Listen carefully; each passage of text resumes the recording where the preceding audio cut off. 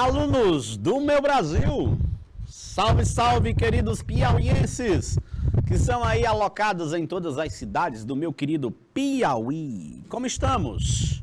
Estamos aqui no estúdio do maior e melhor. O quê? Canal Educação. O maior centro de distribuição, edição e divulgação de aulas, situados em Teresina, capital do meu Piauí. É uma alegria iniciar o chá das 5 horas da tarde, não é? Aqui com as duas últimas aulas que encerra esse turno. Depois de mim ainda temos aula, hein? Estamos na penúltima aula da tarde. Que maravilha, professor Rufino. Depois do intervalo aí, formidável que nós tivemos, quero estender o meu boa tarde a todos que aí estão. Seja no chat do canal YouTube, canal Educação, ou mesmo nos acompanhando aí pelas ondas via satélite dos kits IPTV Seduc. Parece que está conosco, além das minhas colegas Livramento, a maior e melhor tradutora em Libras que o canal já teve, Luana, também minha amiga que está aí nesse exato momento. E claro, vamos aqui citar as cidades. São Félix do Piauí, como estão vocês? Queridão! Iracema Pedagógico, minha colega, que estava a tomar café comigo agora há pouco. São Miguel da Baixa Grande. Muito bem. Betânia aí, que faz parte da grande área, zona aí de Paulistana. Encontrei esse pessoal nas revisões. Elesbom Veloso, também encontrei essa galera na revisão de Valença do Piauí. Baixa Grande do Ribeiro. Isso que eu lembro, né, pessoal? Não dá para lembrar todas as cidades circunvizinhas a Agré, não é? Hugo Napoleão, meu boa tarde a todos vocês. Vão participando, aí eu vi que às 14h42 já participaram, propondo letras aí no gabarito da atividade de algum professor que me antecedeu. São Miguel da Baixa Grande participou ali na aula. Professor, o que nós temos para hoje? Um assunto bom, viu, galera? Vai fazer com que a gente fique de antenas ligadas para se defender, sabe de quê? Dos falsos argumentos. O que nós chamamos de falácias. O que nós chamamos lá na filosofia, sabe de quê? De sofismas. É, meu amigo. É na filosofia que nasce essa estratégia falsa, argumentativa. Vocês aqui vão resgatar alguns conceitos como silogismo, raciocínio lógico, não é? Nós vamos criar algumas premissas para que a gente possa, a partir dela, criar um raciocínio lógico e não uma falácia, né? Se eu digo que todo homem é mortal, Rufino é homem, o que é que eu posso concluir, Livramento? Logo, Rufino é mortal. Então, isso na lógica foi assim um avanço muito massa, na oratória aristotélica, inclusive. Tudo começa no Ágora, com a galera reunida. A ociosidade levaram os filósofos a pensar a origem do mundo. E qual a ferramenta que encontraram? A linguagem, não é? A linguagem, seja ela falada ou sinalizada também, quem sabe, né? Naquela época já existiam os não ouvintes, Luana. Então a linguagem, ela é o ferramental para que a gente possa argumentar em cima das nossas opiniões. Vamos avançando um pouco aqui e vamos ver como é que os slides vai nos conduzir dentro desse conteúdo, não é, que a gente trouxe nessa tarde para refletir. Falsas estratégias, ó pessoal, falsas estratégias. São argumentos falsos ou mesmo argumentos infundados que nós vamos aí, no processo de exposição da aula, em slide, tentar observar. Uma primeira imagem é muito legal, pode ser imagem, pode ser frase de rodapé de caminhão não, para-choque de caminhão. Rodapé nós temos em livros, cadernos, TCCs. A verdade dói, a dúvida corrói, a mentira destrói. É um primeiro pensamento para a gente abrir a nossa aula. Você viu aí que há uma gradação, né? Doer, corroer, destruir. Realmente, a verdade por vezes dói muito, com certeza. Quantos de nós já escondemos a verdade porque se a gente a falasse ia doer demais, né? Se a gente a esclarecesse ia doer demais em outra pessoa ou em nós mesmos. A dúvida corrói porque ela incomoda, né? Mas só que a mentira destrói. Porque geralmente, se a gente não prezar pela verdade, a mentira uma hora traz consequências terríveis. E isso a gente pode trazer no campo das discussões interpessoais, que ocorrem justamente no universo das redes sociais. Aí vocês viram que na aula passada nós trouxemos o fenômeno da fake news, do fake ethnics, da pós-verdade, e não deixamos de falar do cancelamento, que é um fenômeno muito próximo desse universo internauta, desse universo interneteiro. No universo da internet, há sim a falta com a verdade. Eu estou usando um eufemismo para não chamar de mentira, né?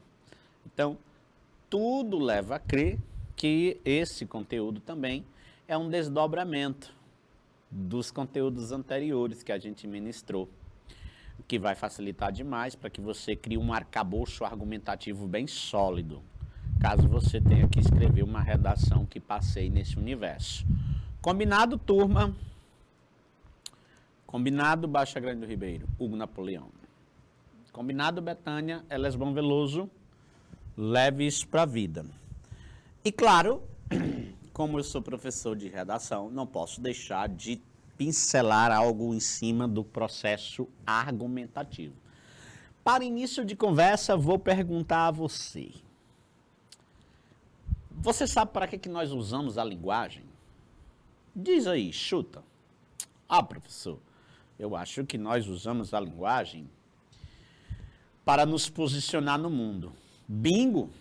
É isso mesmo. A linguagem nos atualiza no mundo. A linguagem nos coloca diante de situações. E, claro, nos faz ser essa pessoa mais ativa.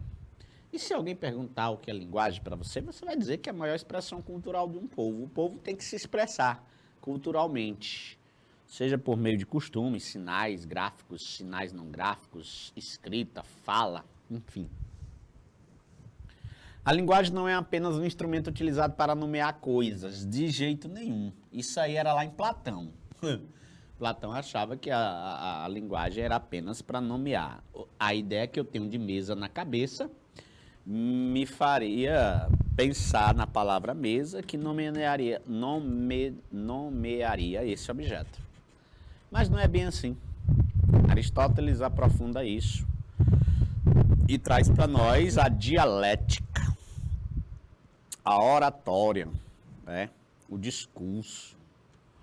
E aí Aristóteles acaba que aprimorando a teoria do seu mestre, porque Aristóteles ele é, sim, discípulo de Platão. Platão vem primeiro. É o que pensava na corrente filosófica do mundo das ideias. Tudo que existe só é ideias das coisas. Isso que nós tocamos e pegamos são ilusões. É por isso que a gente diz que há coisas que são muito platônicas. Vivem só em um mundo que a gente não tem acesso. Não é? Por isso amor platônico, essa expressão. Então a linguagem ela não é só para nomear coisas. Eu também acredito nisso. Em situações. Ao contrário, no nosso dia a dia, usamos a linguagem com outros fins ou intenções.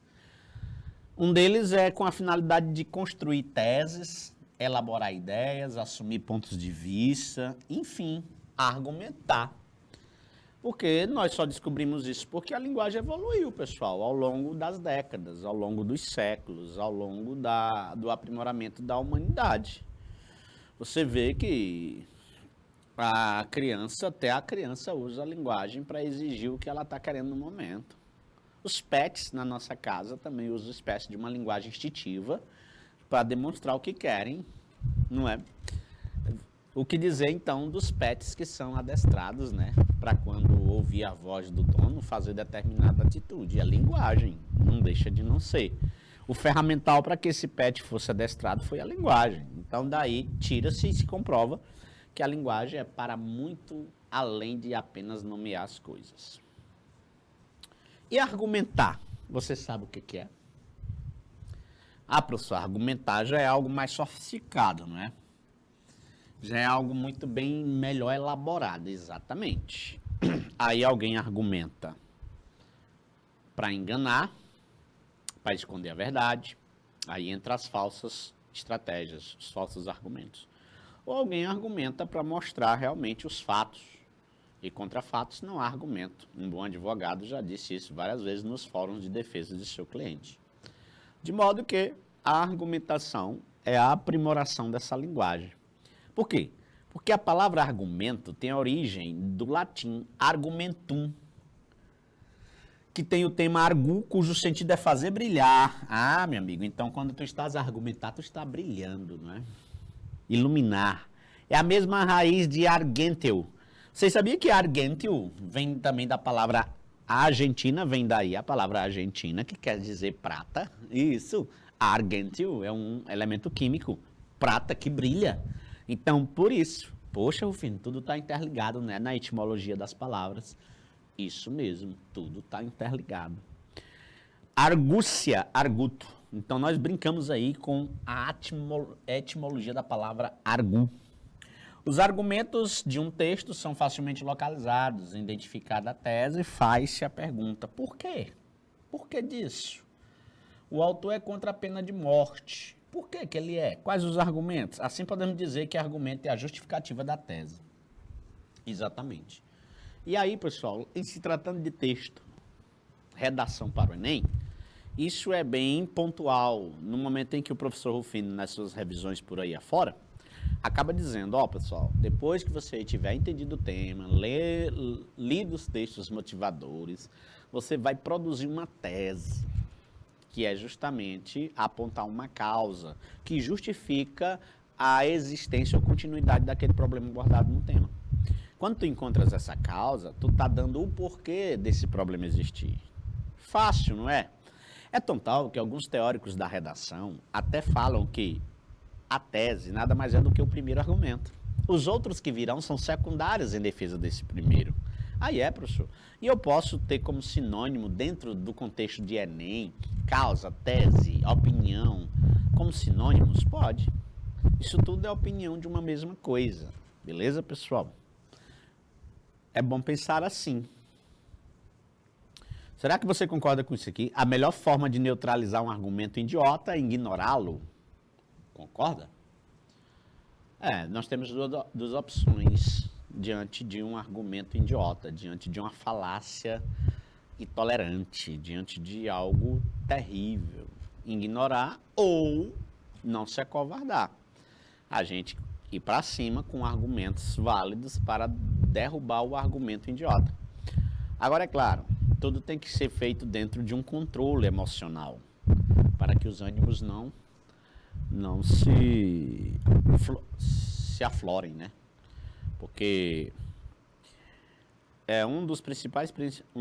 uma das principais causas que deixa um debate, não é, acalorado, sem ponto de partida e de chegada, é justamente a gente querer aflorar os ânimos, ou mesmo a gente querer impor verdades absolutas que provêm de ideologias e não de fatos. Agora, quando a gente mostra fatos, mostra a realidade, com cautela, respeito e calma ao oponente, se esse oponente também é ético, é moral, ele também vai acabar fazendo com que essa ideia seja assumida por ele. Mas tem que ter muita humildade quando um oponente é convencido de determinada ideia. Esse oponente tem que ser bem, como é que se diz? Humilde. Isadora Braga, tá rodando aí teu vídeo, né? Minha filha, a internet, ela tem dessas coisas. O que é ao vivo e quando é ao vivo a gente tem sim. Mas calma que o vídeo aí vai terminar de baixar, vai chegar na sua casa. Deve ser só uma preguicinha do satélite. Argumentar é defender seu ponto de vista, sua ideia sobre algo. Assim dizemos que no texto argumentativo, o efeito buscado pelo seu produtor é a persuasão ou o convencimento. Nós podemos ver isso em campanhas publicitárias, né? Ou mesmo em anúncios publicitários, que tem uma diferençazinha. Anúncio publicitário convence a pessoa a comprar um serviço ou um objeto, um produto. Não é? O anúncio publicitário. Já a campanha publicitária tenta de alguma forma fazer com que o nosso leitor se convença de mudar de opinião, porque a campanha publicitária geralmente transmite aí sempre uma ideia, não é? Que passeia na área ética ou moral, como uso, cinto de segurança, não é? É uma campanha publicitária, respeite os idosos, não é? Não maltrate os animais, enfim. Campanhas publicitárias sempre tentam nos convencer a mudar de opinião, beleza? De um pensamento que possivelmente a gente tinha errôneo, para ele ser direcionado de forma correta. O pensamento só se manifesta através da linguagem. Concordo. Como é que eu vou saber o que tu estás? Ah, professor, da linguagem? Qualquer ela.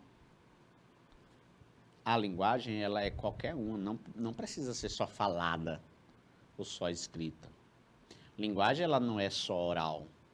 Olha o que minha colega está a fazer a Livramento. Ela está fazendo linguagem, associando aí os sinais para os nossos públicos não ouvintes, que possivelmente assistirão esse vídeo depois.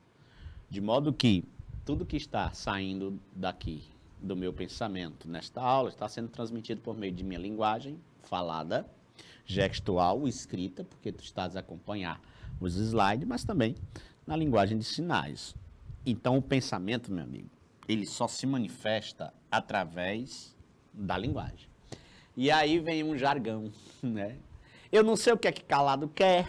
Eu ouvi demais isso, né? Eu não sei o que é que calado quer. Minha avó dizia muito, né?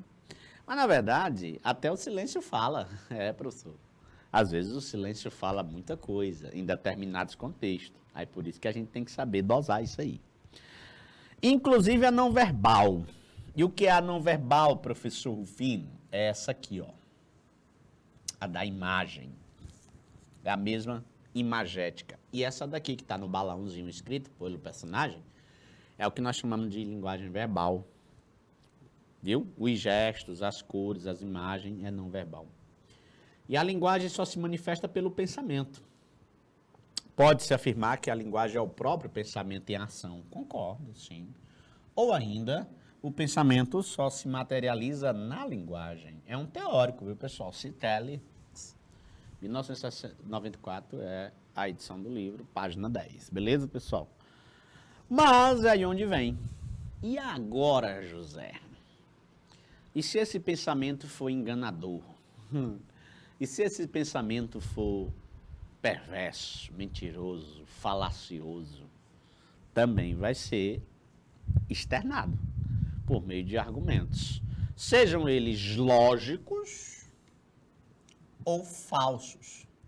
Né? Cabe a nós, como críticos que somos, identificar. Beleza? Porque o objetivo dessa aula e das muitas que a gente já deu foi justamente para buscar o teu posicionamento crítico. Então nós queremos o quê? Acionar em cada estudante a sua criticidade, dando elementos teóricos metodológicos para isso.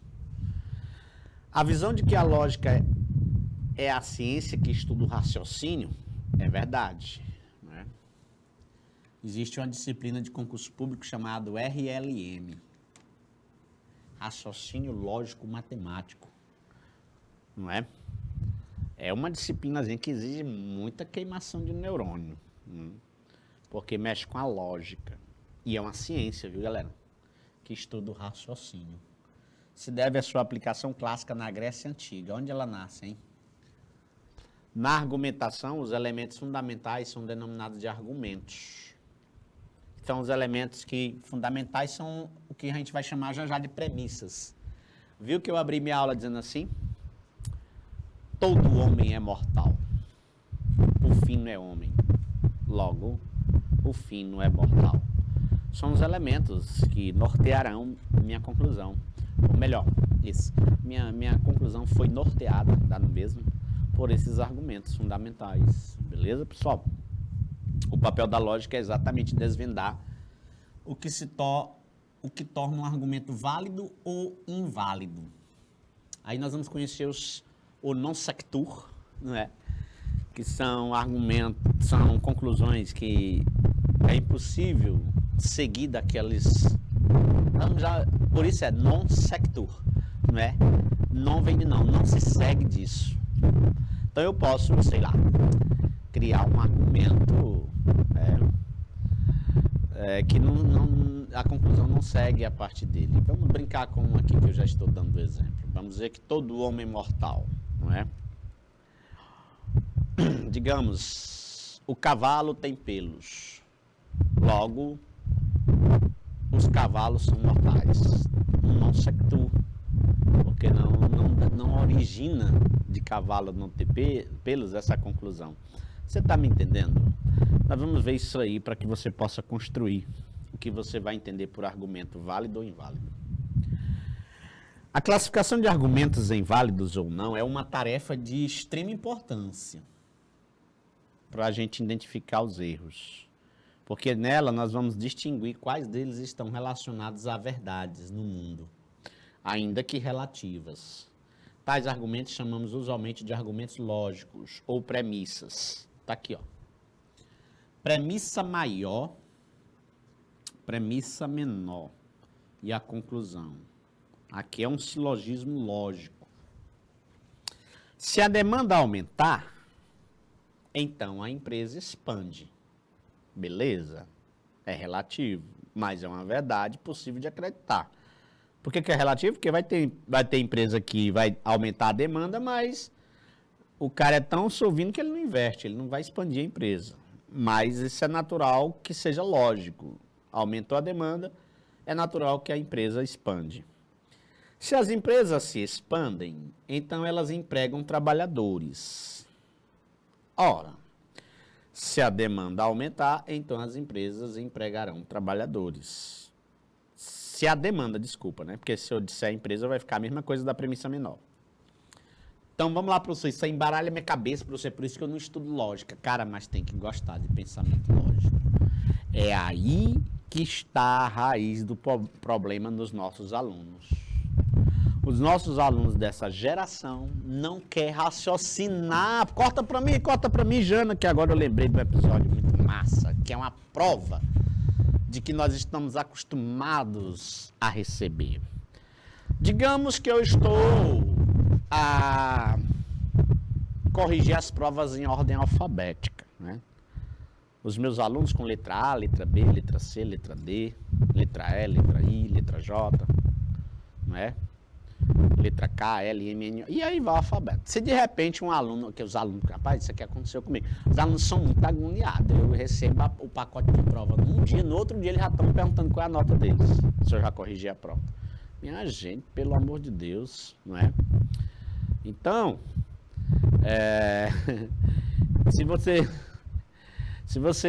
um aluno chega para você e diz, rapaz, se o nome dele for José Marcos, por exemplo. Aí eu digo assim, aí o José Marcos, professor, você já corrigiu minha prova? O José Marcos. Aí eu, cara, não, porque elas estão em ordem alfabética e eu parei na letra G. Qual era a conclusão que ele tinha que ter? Então, ele queria porque queria que eu dissesse sim ou não, e eu não queria dizer. Eu queria que ele raciocinasse. Se as provas estão em ordem alfabética, e eu parei na letra G, e o nome dele é com J, ainda não cheguei não, né não? A, B, C, D, E, F, G, H, I, J. Mas o menino não raciocina. Então, meus queridos alunos, facilitem a vida da humanidade.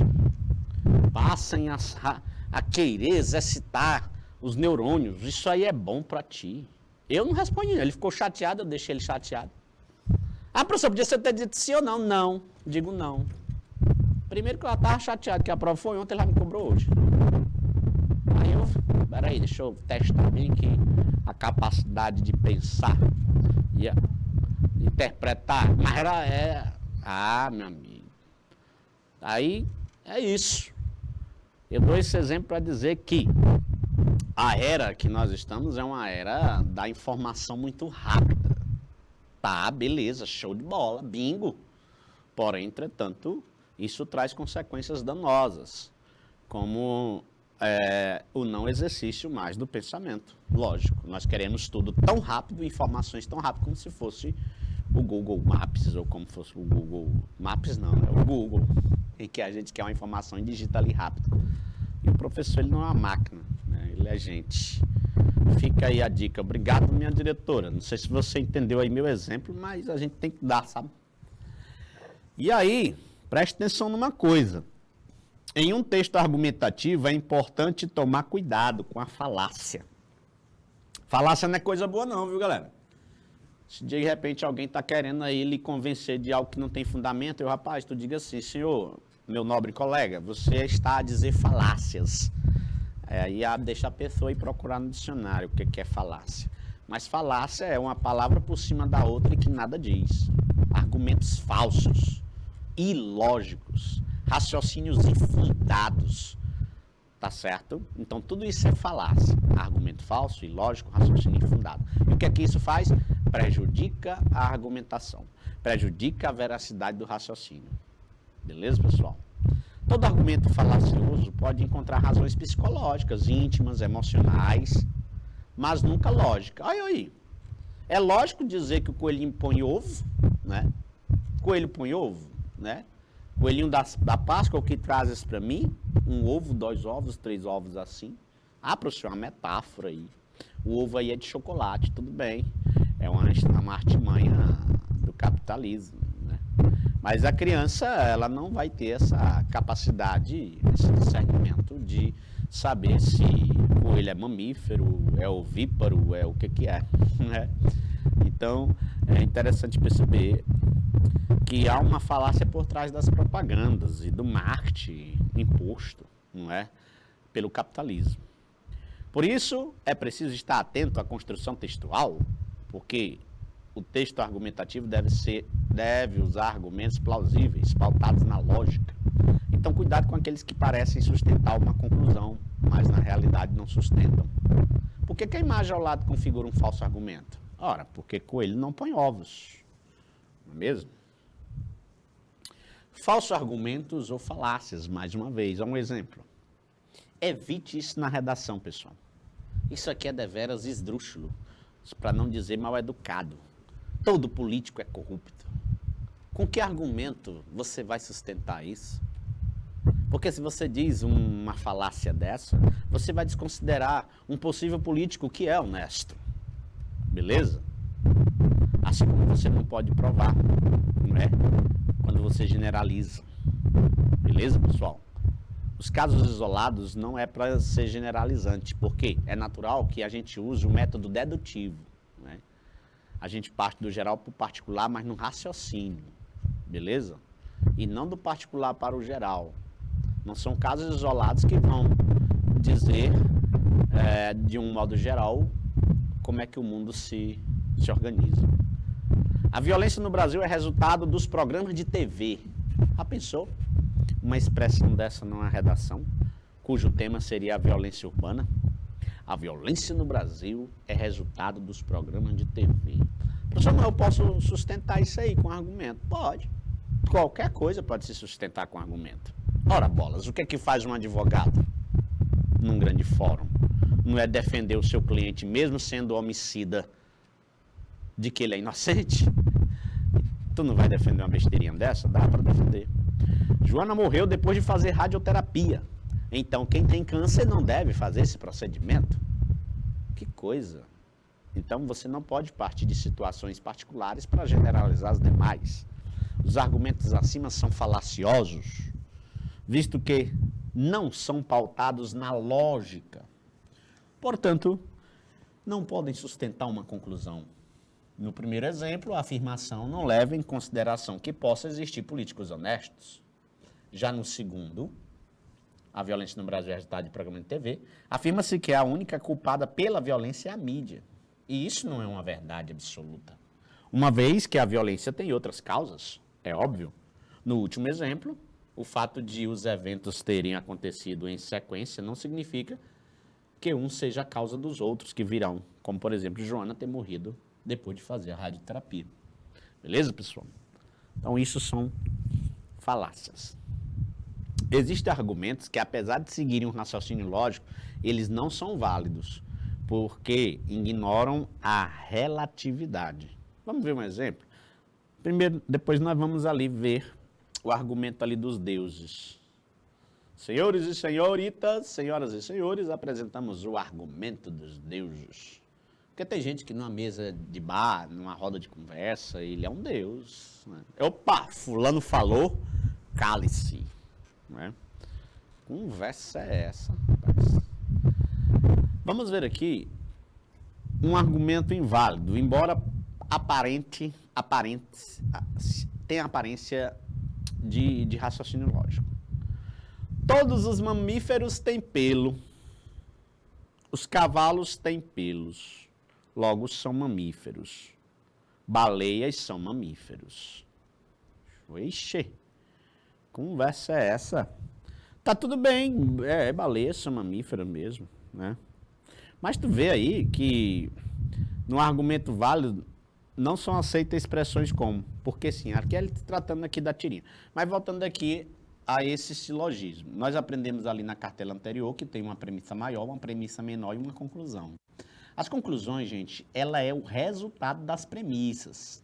Assim como na tua redação, a conclusão é o resultado do teu desenvolvimento, galera.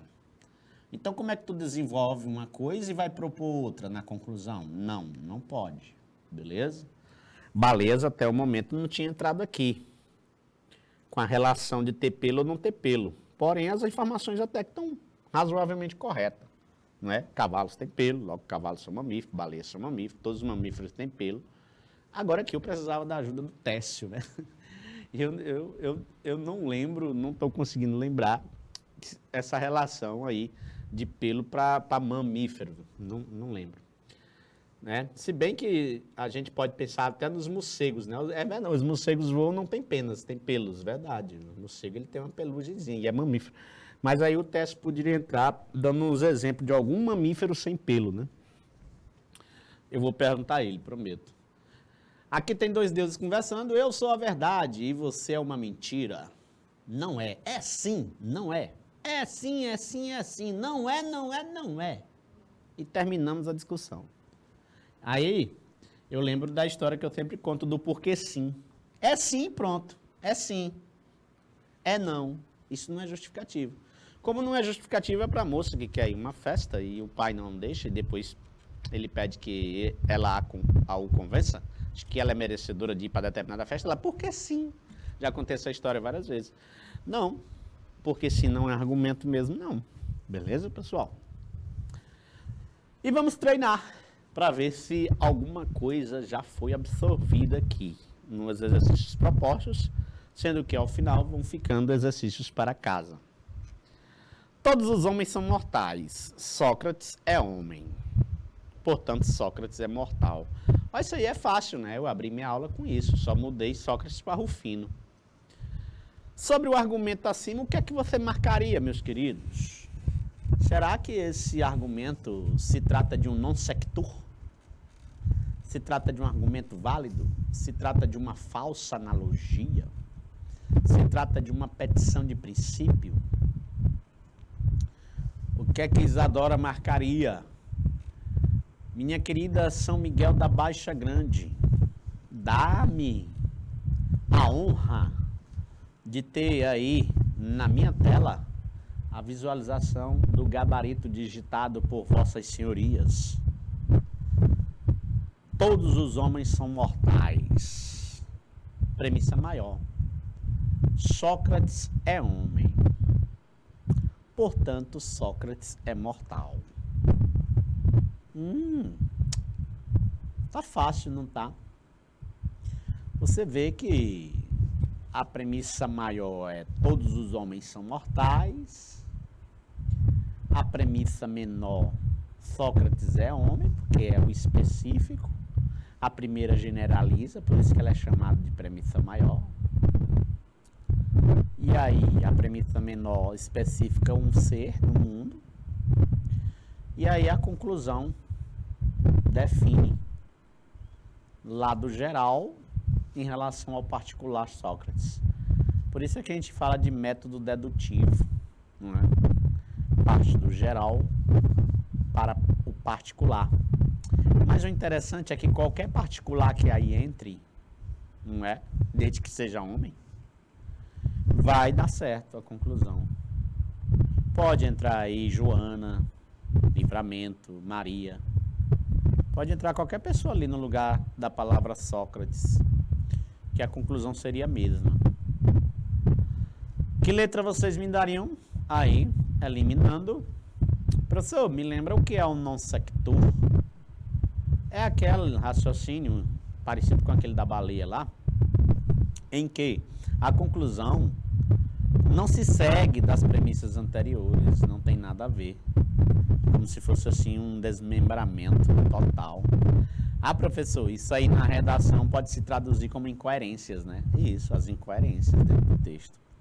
Já imaginou tu terminar uma redação com uma frase de efeito que tu nem citou ela no texto, não é? Para deixar em aberto. Não é legal, por isso que o professor Rufino sempre brinca, que não é legal terminar redação nenhuma com fazei como Robin Hood, tirai dos ricos e dai aos pobres. Pertepão é Robin Hood. É Robin Hood. Em algumas revisões eu falo Pertepão, eu troco os personagens, ó. E nem terminar com frases do TikTok, frases de efeito, isso não é legal. Quem participou, ninguém vai dar o gabarito. Isadora, você está aí. Então aí se trata da letra B, pessoal. Aí a letra B. Isso aí é um argumento válido, ele está todo certinho. Não é uma falsa analogia, analogia é comparação. Essa comparação está correta. Se trata de uma petição de princípio. Não, a gente nem comentou sobre esse elemento da lógica. Portanto, letra B. Quem vai participar nessa? A ciência ainda não foi capaz de encontrar uma explicação para o surgimento do universo. Portanto, Deus existe. Eita, essa daí é show. Mexeu comigo. A ciência ainda não foi capaz de encontrar uma explicação para o surgimento do mundo. Portanto, Deus existe. Muito bem. Num contexto de fé, num contexto religioso, essa argumentação está belíssima, está linda. É válida no contexto religioso. Porém, entretanto, todavia, no contexto da ciência e do que nós estamos a explicar, que é a construção da lógica argumentativa, esse argumento aí, ele está se fundamentando em quê? Será que se trata de um apelo à ignorância? Será que se trata de um argumento válido? Será que se trata de uma generalização apressada? Ou será que se trata de uma analogia? O que vocês marcariam? Pessoal, para ser argumento válido, tem que seguir o ritual. Premissa maior, premissa menor, e a conclusão se faz da união das duas. Não é o que aconteceu aí, não é? A premissa, elas nem existem aí, nem existem duas premissas aí. Existe apenas uma afirmação categórica de que a ciência ainda não foi capaz de encontrar uma explicação do surgimento do mundo. Portanto, Deus existe, não é? A letra B está fora. Eu acho que vocês não vão marcar A por um motivo. Vocês acharem que a palavra ignorância é como se fosse um xingamento, mas não é, pessoal. Ignorância aí está no sentido de a gente não saber de algo. Ignorância é isso. É não conhecer. Não ter a verdade sobre a coisa. E é o que existe aí. Como a ciência é ignorante, não conhece a verdade da origem do mundo, nunca explicou, vamos atribuir. Não é? Realmente, Baixa Grande do Ribeiro, minha diretora de som e imagem já veio aqui ver o que é que é. Uma chiadeira terrível, né? Não é a primeira vez que ele fica assim, não. Se trata de um apelo à ignorância, pessoal. Como eu não tenho conhecimento da verdade sobre a origem do universo, eu vou atribuir essa verdade a um ser supremo. Foi o que aconteceu aí. Beleza. Aqui o non sequitur, que eu ia ensinar para vocês, é uma expressão latina. Não se segue que designa a falácia lógica na qual a conclusão não decorre das premissas. Então por isso é non sequitur, não decorre das premissas anteriores. Em um non sequitur, a conclusão pode ser verdadeira ou falsa. Como foi verdadeira lá, as baleias são mamíferas mesmo. As baleias são mamíferas, mas o argumento é falacioso, porque há falta de conexão entre a premissa inicial e a conclusão. Verdade. Todos os animais com pelos são mamíferos. Aí eu concluo, baleia é mamífera. Baleia não tem nem pelo. Então, non sequitur é isso. Aí eu concluí, sendo verdadeira ou não essa conclusão, mas que ela não tem proveniência das afirmações anteriores. Beleza? Melhorou? Vê aí, ô Baixa Grande do Ribeiro. Melhorou, Janaína? Existem diversas variações de um non sequitur. E outras falácias lógicas se originam dele, tais como a afirmação de consequência e a negação do antecedente. Ciência versus o resto. Vamos ver se a gente entendeu isso aqui. Simples mais errada. Todo mundo cai no abismo. Complexas mais correta. Aqui, ó, me parece que a pessoa que faz todo esse caminho aqui, ele não vai despencar no abismo, ele vai descer uma ladeirazinha, né? Aqui a gente pode traduzir naquela história da gente fazer o caminho mais curto, né? Às vezes o caminho mais curto pode ferrar a gente, não é? Isso no universo das relações interpessoais, no universo da argumentação, em qualquer coisa. Que o caminho aqui é simples, mas errado. Uma falácia non sequitur é uma argumentação em que se faz uma proposição e posteriormente chega-se a uma conclusão que não respeita a proposição original. Nada existe. Se A não existe... deixa eu ler direito. Nada existe se A não existir. Mas B pode existir sem que A exista. Oxi. Espera aí. Vamos raciocinar logicamente. Lá no RLM dos concursos públicos, isso aí é muito sério, viu? Quando se diz uma coisa, na primeira premissa, no raciocínio, tem que levar em consideração ela e pronto, acabou a conversa, é uma verdade absoluta. Tu já disse que nada existe. Se A não existir. Condição até. Agora tu já está dizendo que B pode existir, sem que A exista. Tá vendo aí? É uma conclusão que eu tirei, mas tirou queimando uma etapa, contradizendo alguém. Professor, dentro do processo discursivo, a gente pode transformar isso em contra-argumentação, não pode? Pode. No processo filosófico e lógico matemático é que não pode.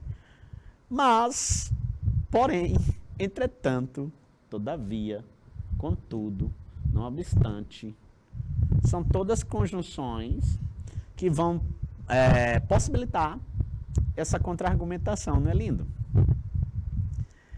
Vocês já ouviram falar em René Descartes? Que você diz René Descartes, um grande filósofo, viu, pessoal? Do racionalismo moderno. Para ele a razão é tudo. A frase dele é essa: penso, logo existo. As pedras existem. Logo as pedras pensam. Já pensou? Cara, é um non sequitur. Não se segue. Né? Chega em casa dizendo aí, qualquer coisa que alguém lhe falar que não faz sentido, ó, non sequitur. Aí tu vai se agigantar em cima disso aí. Baixa Grande do Ribeiro, melhorou, né? O que é que você achou, Baixa Grande do Ribeiro, do non sequitur? Penso, logo existo. As pedras existem. Realmente, as pedras existem. Logo as pedras pensam, aí é difícil, não é? Negação do antecedente. Afirmação não consequente, vamos ver. Se eu ganhasse na loteria, saberia que ela premia de verdade. Eu nunca ganhei na loteria, então a loteria é falsa.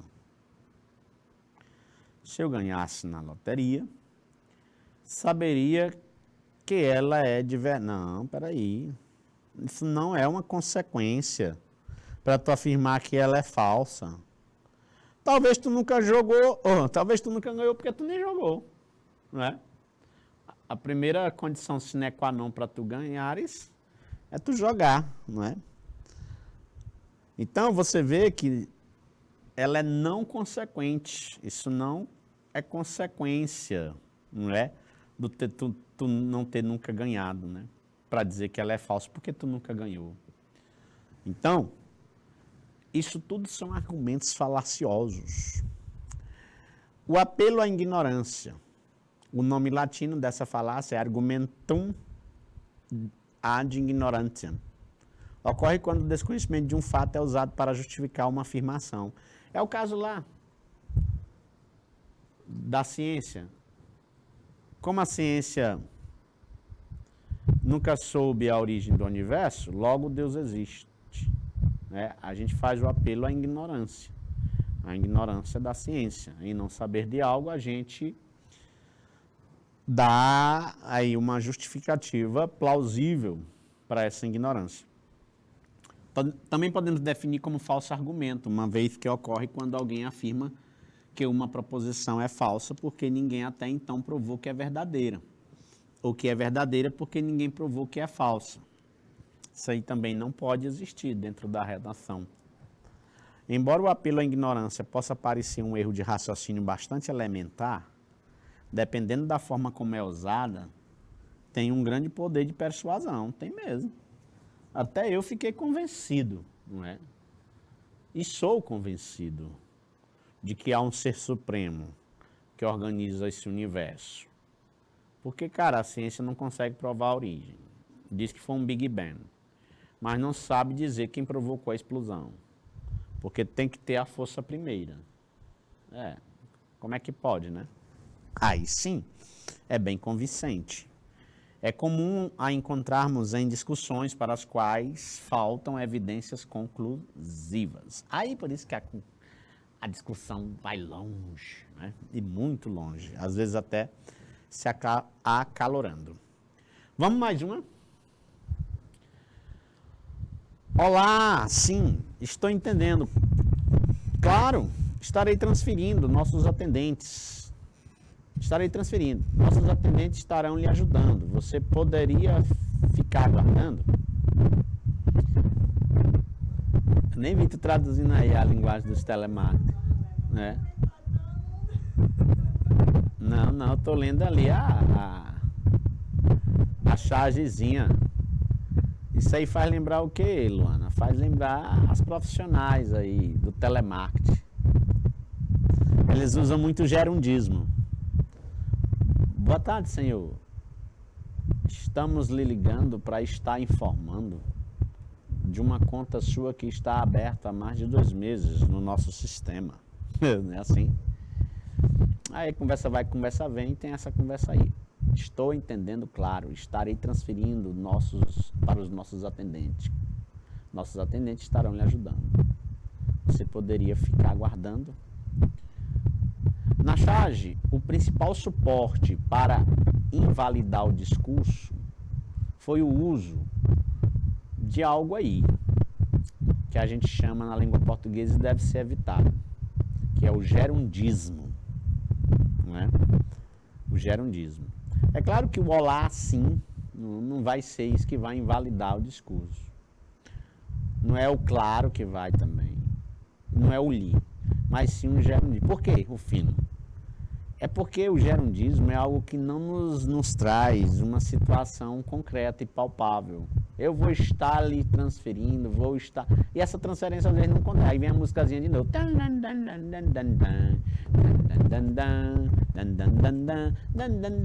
Aconteceu comigo. Olha, isso aí é tão falacioso que parece que o sistema já é programado para a gente não cancelar nada, nenhum serviço. A gente liga para cancelar determinado serviço, a pessoa diz que vai passar a gente para o setor tal. Meu amigo, esse setor nunca chega, porque ela usa um gerúndio danado e um setor danado, que é justamente para a gente desistir. Sem falar que, quando dá certo cair em determinado setor, aí vem a persuasão. Mas, senhor, por que você vai cancelar nossos serviços, não é? A gente vai lhe dar um desconto de tantos por cento. Olha, nós temos um serviço que o cliente que está há mais de um ano com a gente, aí vai todo aquele discurso. Mas no caso daí, pessoal, é o uso do gerúndio mesmo, viu? A construção sintática que traria credibilidade ao discurso, nossos atendentes estarão lhe ajudando, seria: nossos atendentes irão te ajudar. Você será atendido. Nossos ajudantes te atenderão. Você não será ajudado. Qual é a construção sintática que traria maior credibilidade? Assim, que traria maior confiança para mim como cliente, não é? De que a pessoa está a dizer a verdade. A verdade não, está a dizer algo firme. É eu dizer logo: nossos atendentes irão te ajudar, você será atendido, nossos ajudantes te atenderão. Se tu vê a A e a C, é quase sinônimo, né? Dá quase no mesmo. Você será atendido me dá mais firmeza, eu acho. Você não será ajudado. Também ela não vai dizer isso, né? Dá para eliminar ali. Eu julgo ser a letra C. E vocês? Eu não sei, eu ainda não olhei o gabarito. Se a gente der um clique aqui, pode ser que a gente acerte. Olha, por surpresa, nossos atendentes irão te ajudar. Lhe ajudando, estarão lhe ajudando. Irão te ajudar. É, futuro, fui enganado pelo futuro. Também a letra B é futuro. Eu estava querendo entender assim, que se é futuro, eu ainda não tenho um domínio disso sobre mim, né? Mas se bem que realmente a letra B é também futuro, né? Atendido, ajudar, pode ser por isso. O atendido, ajudar e aqui ajudando. Eu destruo o gerúndio e transformo no verbo no infinitivo ajudar. Eu não poderia ter mudado o atendido. Eu raciocinei diferente a questão, mas é a letra A mesmo. Porque eu tive que manter a destruição do gerúndio para o mesmo verbo que o originou. E realmente ajudando deriva de ajudar. Se, pois, alguém vos disser, eis aqui o Cristo, ou ei-lo aí, não acrediteis, porque hão de surgir falsos cristos e falsos profetas, e farão grandes sinais e prodígios, de modo que, se possível fora, enganariam até os escolhidos. Eita, que passagem forte, né? Nem Jesus Cristo escapa das fake news. Evangelho de hoje, como discernir os falsos messias na Bíblia. Isso aqui é uma imagem para nos trazer à tona as questões que envolvem, não é, a religiosidade, o fundamentalismo religioso, de que muitas pessoas às vezes são enganadas por fragilidades emocionais ao charlatanismo, né? E ao mesmo tempo são enganadas por aproveitadores revestidos de grandes profetas, grandes pastores, grandes padres. É só uma reflexão, beleza? Para que você não caia, não seja pego na mentira, como tem esse texto aí. Pega na mentira. A mentira faz parte da natureza humana, dizem os especialistas, e quase todos mentem uma hora ou outra. Se pego, pode ser devastador. Creio que pode arruinar uma pessoa, diz Alan Strudel, professor de estudos legais e de ética nos negócios da Escola de Administração Wharton. Essa é uma infelicidade, ele acrescenta, porque a mentira é só uma falha humana. Mas uma vez pego numa fraude, mesmo se for uma fraude comum, as pessoas perdem a confiança. E uma vez que o elo de confiança é perdido, é terrivelmente difícil ser recuperado. Tudo é mentira. E se existe uma verdade, a metade é mentira. Engraçado que, enquanto eu li esse texto, eu lembrei de outro episódio. Às vezes, a mentira, ela se estende, não é? Por muito tempo, não é? Por meio de uma pessoa, ou de uma instituição, ou de um setor, justamente porque nunca foi descoberto, né? Ou pelo menos a pessoa nunca deixou que a confiança dela ficasse em xeque. Então, às vezes, a gente sustenta a mentira por muito tempo, ou acredita, quer dizer, em mentira por muito tempo, justamente porque o mentiroso não deixou como é que se diz? Nenhuma prova do crime, nenhuma pista do crime, não deixou nada a desejar na sua reputação. Então, fica o alerta. Muitas vezes, aquela reputação que aparentemente é ilibada, por trás dela pode haver grandes mentiras. É esse o raciocínio que a gente quer trazer. Nós vamos deixar aí os demais slides e as atividades que ainda estão por vir, para que vocês possam trabalhar outro momento, beleza? E aí nós temos aí dicas para reconhecer uma declaração falsa, que você vai fazer um print e estudar esses 3 pontos e encontrar muita coisa legal, tá bom, pessoal? Infelizmente, nossa aula chega ao fim. Bye, bye, e que Deus proteja todos nós de mentiras.